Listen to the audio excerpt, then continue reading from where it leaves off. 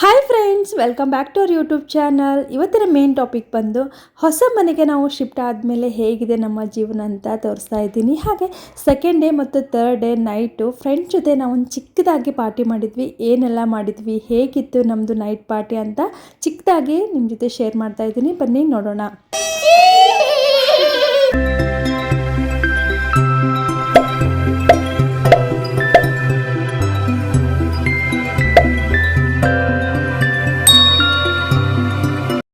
Friends, ನಾವು ಹೊಸ ಮನೆಗೆ ಶಿಫ್ಟ್ ಆಗಿದ್ದು ಸಂಡೇ ಬಂದು ಅವತ್ತಿನ ದಿನ ಮಾರ್ನಿಂಗ್ ನಾವು ಪೂಜೆ ಎಲ್ಲ ಮುಗಿಸ್ಕೊಂಡಿವಿ ಫ್ರೆಂಡ್ ಜೊತೆ.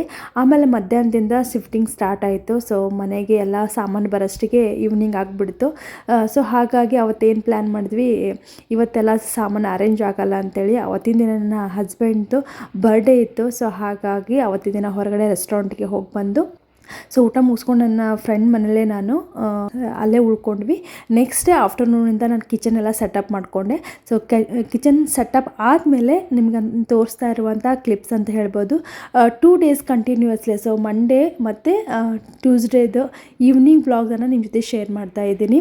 ಸೊ ಎಲ್ಲ ಕಿಚನ್ ಸೆಟಪ್ ಆದಮೇಲೆ ಏನಾದರೂ ಸ್ವಲ್ಪ ಮಾಡೋಣ ಅಂಥೇಳಿ ಬಜ್ಜಿ ಮಾಡ್ತಾಯಿದ್ವಿ. ನನ್ನ ಅಣ್ಣ ಅಂತ ಹೇಳ್ಬೋದು, ನನ್ನ ಫ್ರೆಂಡ್ದು ಹಸ್ಬೆಂಡು ತುಂಬ ಚೆನ್ನಾಗಿ ಮಾಡ್ತಾರೆ ಬಜ್ಜಿನ. ಅದನ್ನೇ ಕಲಿಸ್ಕೊಡ್ತಾಯಿದ್ರು, ಯಾವ ಥರ ಸ್ಟ್ರೀಟ್ ಸ್ಟೈಲಲ್ಲಿ ಬಜ್ಜಿಗೆ ಹಿಟ್ಟನ್ನು ಕಲಿಸ್ತಾರೆ ಅಂತ ತೋರಿಸ್ತಿದ್ರು. ಸೊ ಅದೇ ನಡೀತಾ ಇತ್ತು. ಸೊ ನಮ್ಮ ಫ್ರೆಂಡ್ ಕಾಡ್ತಾ ಇದ್ಲು ಹಸ್ಬೆಂಡ್ಗೆ, ತುಂಬ ಚೆನ್ನಾಗಿ ನೀನು ಬಜ್ಜಿ ಮಾಡ್ತೀಯಾ, ಮಾಡಿಕೊಡು ನಮಗೆ ಅಂತೇಳಿ. ನಾನು ಬೇಡ, ನಾ ಮಾಡಿಕೊಡ್ತೀನಿ ಸ್ಪೆಷಲಾಗಿ ಇವತ್ತಂತ ಅದೇ ಮಾತು ನಡೀತಾ ಇತ್ತು ನಮ್ಮದು.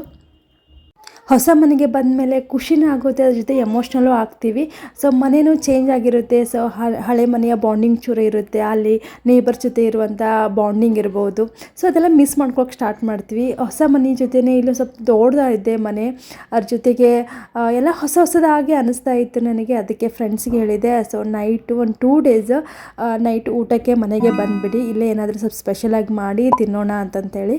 ಹಾಗಾಗಿ ಸೊ ಈವ್ನಿಂಗ್ ಟೈಮ್ ಅನ್ನೋಷ್ಟಿಗೆ ಅವ್ರು ನಿಯರೆಸ್ಟ್ ಇದೆ ನಮ್ಮ ಮನೆಗೆ. ಸೊ ಹಾಗಾಗಿ ಮನೆಗೆ 2 ಡೇಸ್ ನಾನೇ ರಿಕ್ವೆಸ್ಟ್ ಮಾಡಿ ಕರೆಸಿದ್ದೆ. ಯಾಕಂದರೆ ಮಂಡೇ ಮತ್ತು ಟ್ಯೂಸ್ಡೇ ವರ್ಕಿಂಗ್ ಡೇಸ್ ಇರೋದರಿಂದ ಎಲ್ಲರೂ ಬ್ಯುಸಿಯಾಗಿರ್ತಾರೆ, ಸ್ಕೂಲು ಇರುತ್ತೆ. ಬಟ್ ಆದರೂ ನಮ್ಮ ಸಲುವಾಗಿ ಹೊಸದಾಗಿ ಬಂದಿದ್ದಾರೆ ಇವರಂತ ಬಂದರು. ಸೊ ನನ್ನ ಜೊತೆ ನನ್ನ ಫ್ರೆಂಡು ಫುಲ್ ಹೆಲ್ಪ್ ಮಾಡ್ತಾಯಿದ್ಲು, ಎಲ್ಲ ಅಷ್ಟು ಅರೇಂಜ್ ಮಾಡೋದಕ್ಕೆ ತುಂಬಾ ಹೆಲ್ಪ್ ಮಾಡಿದ್ಲು. ಸೊ ಹಾಗಾಗಿ ನಂಗೆ ತುಂಬಾ ಈಸಿ ಆಯಿತು ಈ ಮನೆಯಲ್ಲಿ ಸೆಟ್ ಆಗೋದಕ್ಕೆ ಅಂತಲೂ ಹೇಳ್ಬೋದು. ಸೊ ಹಾಗಾಗಿ ಸ್ಪೆಷಲಾಗಿ ಇವತ್ತು ಅಡುಗೆ ಮಾಡಿದ್ದೆ ಏನಂತಂದರೆ, ಮಧ್ಯಾಹ್ನದಿಂದನೇ ಫುಲ್ ಕಿಚನ್ ಸೆಟ್ ಮಾಡಿದ್ವಿ. ಸೊ ಹಾಗಾಗಿ ನಮಗೂ ಟಯರ್ಡ್ ಆಗಿತ್ತು. ಸೊ ಹಾಗಾಗಿ ಏನು ಸ್ಪೆಷಲಾಗಿ ಮಾಡಲಿಲ್ಲ, ಅನ್ನ ಬೇಳೆ ಸಾರು ಮಾಡಿದ್ವಿ. ಅದ್ರ ಜೊತೆ ಕಾಂಬಿನೇಷನ್ ಆಗಿ ಬಜ್ಜಿ ಮಾಡ್ಕೊಂಡ್ರಾಯ್ತು ಅಂತೇಳಿ ಬಜ್ಜಿ ಮಾಡ್ಕೊಂಡ್ವಿ. ತುಂಬಾ ಚೆನ್ನಾಗಿತ್ತು, ಟೇಸ್ಟಿ ಆಗಿತ್ತು. ಸೊ ಮಕ್ಕಳು ತುಂಬ ಚೆನ್ನಾಗಿ ಆಟ ಆಡ್ತಿದ್ರು. ಆ್ಯಕ್ಚುಲಿ ಟಿ ವಿನೂ ಇದ್ದಿದ್ದಿಲ್ಲ, ಏನೋ ವೈಫೈ ಕನೆಕ್ಷನು ತೊಗೊಂಡಿದ್ದಿಲ್ಲ. ನೆಕ್ಸ್ಟ್ ವಿಡಿಯೋದಲ್ಲಿ ನಾವು ವೈಫೈ ಕನೆಕ್ಷನ್ ಯಾವ್ದು ತೊಗೊಂಡೆ ಏನು ಅಂತ ನೆಕ್ಸ್ಟ್ ವಿಡಿಯೋದಲ್ಲಿ ಶೇರ್ ಮಾಡ್ತೀನಿ.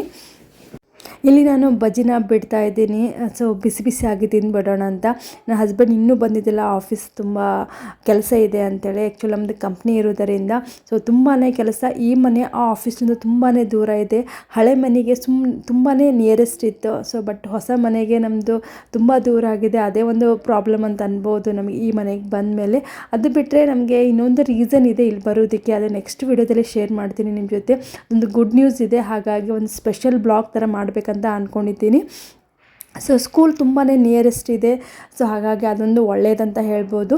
ಸೊ ಇದು ನೆಕ್ಸ್ಟ್ ಡೇದು ನಾನು ನಿಮ್ಮ ಕ್ಲಿಪ್ಪಿಂಗ್ಸ್ ತೋರಿಸ್ತಾ ಇರೋದು. ಇದು ಬಂದು Tuesday evening blog. So last night ನಾವು ಸಿಂಪಲ್ಲಾಗಿ ರೈಸು, ಸಾಂಬಾರು ಮತ್ತು ಬಜ್ಜಿ ಮಾಡಿದ್ವಿ. ಇವತ್ತು ಸ್ವಲ್ಪ ಟೇಸ್ಟಿಯಾಗಿ ಸ್ವಲ್ಪ ಸ್ಪೆಷಲ್ ಆಗಿರಲಿ ಅಂತ ಎಗ್ ಕರಿನ ಮಾಡ್ತಾಯಿದ್ದೀವಿ. ಸೊ ಅದ್ರ ಜೊತೆ ಕಾಂಬಿನೇಷನ್ ಆಗಿ ಸಿಂಪಲ್ಲಾಗಿ ರೈಸು ಮತ್ತು ಒಂದಿಷ್ಟು ಚಪಾತಿ ಮಾಡ್ಕೊಂಡ್ರೆ ಆಯ್ತು ಅಂತ ಮಾಡ್ತಾಯಿದ್ದೀವಿ. ಎಗ್ ಕರಿ ತುಂಬ ಸೂಪರಾಗಿ ಬಂದಿತ್ತು, ಯಾಕಂದರೆ ಎಗ್ ಮಸಾಲ ಯೂಸ್ ಮಾಡಿದ್ವಿ. ಸೊ ಸೇಮ್ ರೆಸ್ಟೋರೆಂಟ್ ಸ್ಟೈಲಲ್ಲೇ ಆಗಿತ್ತು, ತುಂಬ ಚೆನ್ನಾಗಿ ಬಂದಿತ್ತು. ಸ್ವಲ್ಪ ಉಪ್ಪು ಜಾಸ್ತಿ ಆಗಿತ್ತು ಅಂತ ಹೇಳ್ಬೋದು. ಸೊ ನನಗೆ ಗೊತ್ತಾಗಲಿಲ್ಲ, ಅದು ಎಗ್ಗನ್ನು ನಾವು ಸ್ವಲ್ಪ ಫ್ರೈ ಮಾಡ್ಕೊತಾ ಇರ್ತೀವಲ್ಲ, ಅವಾಗೂ ಸ್ವಲ್ಪ ಖಾರ ಮತ್ತು ಉಪ್ಪು ಹಾಕಿದ್ದೆ. ಆ ಉಪ್ಪು ಚೂರಲ್ಲಿ ಜಾಸ್ತಿ ಆಯ್ತು ಅಂತ ಫೀಲ್ ಆಯಿತು. ಅದು ಬಿಟ್ಟರೆ ತುಂಬ ಸೂಪರಾಗಿ ಬಂದಿತ್ತು, ಎಲ್ಲರೂ ಇಷ್ಟಪಟ್ಟರು. ಸೊ ಈ ಬ್ಲಾಗ್ನಲ್ಲಿ ನಾನು ಇದೇ ಶೇರ್ ಮಾಡ್ತಾ ಇರೋದು. ಸೊ ಹೇಗಿತ್ತು ನಮ್ಮದು ಫಸ್ಟ್ ಫ್ಯೂ ಡೇಸ್ ಅಂತ ಹೇಳ್ಬೋದು ಹೊಸ ಮನೆಗೆ ಬಂದಿದ್ದಂತ ತೋರಿಸ್ತಾ ಇದ್ದೀನಿ. ಸೊ ಎಲ್ಲನೂ ಹೊಸದಾಗಿ ಅನಿಸ್ತಾ ಇತ್ತು ನನಗೆ. ಯಾವ ಸಾಮಾನು ಎಲ್ಲಿಟ್ಟಿದ್ದೆ ಅನ್ನೋದೇ ಕನ್ಫ್ಯೂಷನ್ ಆಗ್ತಾಯಿತ್ತು. ಅದ್ರ ಜೊತೆ ಮಧ್ಯೆ ಮಕ್ಕಳದು ಬಂದು ಅಮ್ಮ ಹಂಗಾಯಿತು ಹಿಂಗಾಯಿತು ಅಂತ ಅವರು ಶೇರ್ ಮಾಡ್ತಾಯಿದ್ರು. ಚೆನ್ನಾಗಿತ್ತು ಡೇಸ್, ಬಟ್ ಎಮೋಷ್ನಲ್ ಡೇಸ್ ಅಂತ ಹೇಳ್ಬೋದು. ಸ್ಟಾರ್ಟಿಂಗ್ ನನಗೆ ಸೆಟಪ್ ಆಗೋದಕ್ಕೆ ಮತ್ತು ಆ ಮನೆಯಲ್ಲಿ ಬಾಂಡಿಂಗ್ ತುಂಬಾ ಚೆನ್ನಾಗಿರುವುದರಿಂದ ಆ ಮನೆ ಮಿಸ್ ಮಾಡ್ಕೋತಾ ಇದ್ದೆ. ಅದು ಸ್ವಲ್ಪ ಚಿಕ್ಕದಾಗಿತ್ತು ಮನೆ, ಹಾಗಾಗಿ ಈಸಿಯಾಗಿ ನಾನು ಎಲ್ಲ ಅಷ್ಟು ಕವರ್ ಮಾಡ್ಕೊಂಡ್ಬಿಡ್ತಿದ್ದೆ ಕೆಲಸನ. ಬಟ್ ಇಲ್ಲಿ ತುಂಬಾ ಟೈಮ್ ಜಾಸ್ತಿ ತೊಗೋತಾ ಇದೆ. ಹೊಸದಾಗಿ ಸೆಟಪ್ ಆಗೋದಕ್ಕೆ ಒಂದು ಟೈಮಿಂಗ್ ಅಂದರೆ ಮನೆ ದೊಡ್ಡದಾಗಿರೋದಕ್ಕೆ ಮಕ್ಕಳು ತುಂಬ ಬೇಗನೆ ಗಲೀಜು ಮಾಡಿಬಿಡ್ತಾರೆ. ಅದನ್ನು ನನಗೆ ಆ್ಯಕ್ಚುಲಿ ಏನಂದರೆ ಮನೆ ನೀಟಾಗಿರಬೇಕು, ಅದೇ ಒಂದು ಬಿಗ್ ಪ್ರಾಬ್ಲಮ್ ಅಂತ ಹೇಳ್ಬೋದು. ಸೊ ಹಾಗಾಗಿ ನೀಟಾಗಿ ಇಟ್ಕೊಳ್ಳೋದೇ ನಂದು ಫುಲ್ ಡೇ ಹೋಗ್ತಾ ಇದೆ. ಸೊ ಇಲ್ಲಿ 2 BHK ಇರೋದರಿಂದ 2 ಬಾತ್ರೂಮ್ಸ್ ಇರುತ್ತೆ, ಅದನ್ನು ಕ್ಲೀನ್ ಮಾಡೋದಿರ್ಬೋದು, 2 ರೂಮ್ಸು ಮಕ್ಕಳ ಜೊತೆ. ಸೊ ಫುಲ್ ಡೇ ನಂದು ಕೆಲಸನೇ ಕೆಲಸ ಅಂತ ಹೇಳ್ಬೋದು. ಹವೆವರ್ ಏನೋ ಲೈಫ್ ಚೇಂಜ್ ಆಗಿದೆ. ಸೊ ಅದನ್ನು ಎಕ್ಸೆಪ್ಟ್ ಮಾಡಿಕೊಂಡು ಮುಂದೆ ಹೋಗೋದೇ ಜೀವನ ಅಲ್ವಾ. ಸೊ ಇಲ್ಲಿ ಚಪಾತಿ ಮಾಡ್ತಾಯಿದ್ದಾಳೆ ನನ್ನ ಫ್ರೆಂಡು. ಸೊ ಚಪಾತಿ ಮುಗಿಸ್ಕೊಂಡು ನಾವು ಬಾಲ್ಕನಿಯಲ್ಲಿ ಕೂತು ಊಟವನ್ನು ಸವಿತೀವಿ ಅಂತ ಹೇಳ್ಬೋದು. ಸೊ ಬಾಲ್ಕನಿ ತುಂಬಾ ಚೆನ್ನಾಗಿದೆ ವ್ಯೂ. ಅಲ್ಲಿ ನನ್ನ ಮಕ್ಕಳು ನೋಡ್ಬೋದು, ತುಂಬ ಖುಷಿಯಾಗಿ ಊಟ ಮಾಡ್ತಾಯಿದ್ರು. ಸೊ ನೈಟ್ ವ್ಯೂ ತುಂಬಾ ಚೆನ್ನಾಗಿದೆ. ನಿಮ್ಮ ಜೊತೆ ನಾನು ಶೇರ್ ಮಾಡ್ತಾ ಇದ್ದೀನಿ ಹೇಗೆ ಕಾಣುತ್ತೆ ನನ್ನ ಬಾಲ್ಕನಿಯಿಂದ ನೈಟ್ ವ್ಯೂ ಅಂತ ತೋರಿಸ್ತಾ ಇದ್ದೀನಿ. ನಿಮಗೆ ಈ ವಿಡಿಯೋ ಹೇಗೆ ಅನ್ನಿಸ್ತಂತ ಪ್ಲೀಸ್ ಕಮೆಂಟ್ ಮೂಲಕ ತಿಳಿಸಿ. ಫ್ರೆಂಡ್ ಜೊತೆ ಸೊ ಎಲ್ಲರೂ ಸೇರಿ ಊಟ ಮಾಡೋದೇ ಒಂದು ಸ್ಪೆಷಲ್ ಅಂತ ಅನ್ಬೋದು. ಅದು ಅಡುಗೆ ಹೇಗೆ ಇರಲಿ, ಬಟ್ ಅದು ರುಚಿ ಡಬಲ್ ಮಾಡುತ್ತೆ ಅಂತ ಹೇಳ್ಬೋದು. ನೀವು ಒಬ್ಬರೇ ಕೂತು ತಿನ್ನುವಾಗ ಆ ಟೇಸ್ಟ್ ಬರಲ್ಲ, ಬಟ್ ಒಂದು ಗ್ರೂಪ್ ಒಳಗೆ ಸೇರಿ ಊಟ ಮಾಡ್ತೀವಲ್ವ, ಅದು ಸವಿನೇ ಬೇರೆ ಅಂತ ಹೇಳ್ಬೋದು. ಈ ಬ್ಲಾಗ್ನ ಇಲ್ಲೇ ಎಂಡ್ ಮಾಡ್ತಾ ಇದ್ದೀನಿ. ಮತ್ತೆ ಒಂದು ಸ್ಪೆಷಲ್ ಕಂಟೆಂಟ್ ಇರುವ ವಿಡಿಯೋ ಜೊತೆಗೆ ನಿಮ್ಮ ಜೊತೆ ಸಿಗ್ತೀನಿ. Thank you for watching. ನಮ್ಮ ಹೊಸ ಮನೆಯ ಬಾಲ್ಕನಿಯ ನೈಟ್ ವ್ಯೂ ಹೇಗಿದೆ ಅಂತ ನೋಡ್ಬೋದು.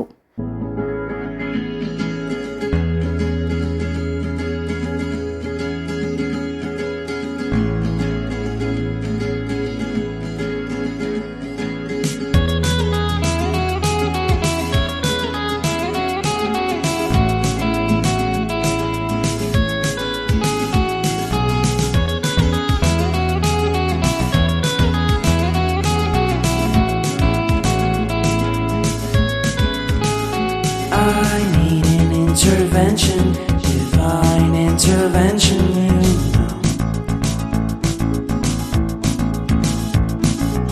Only in my crucial moments do they pay attention carefully. The shadows of my past welcome me again with a smile. But something deep within, something new, lets me emerge from my cocoon. I only have what's right in front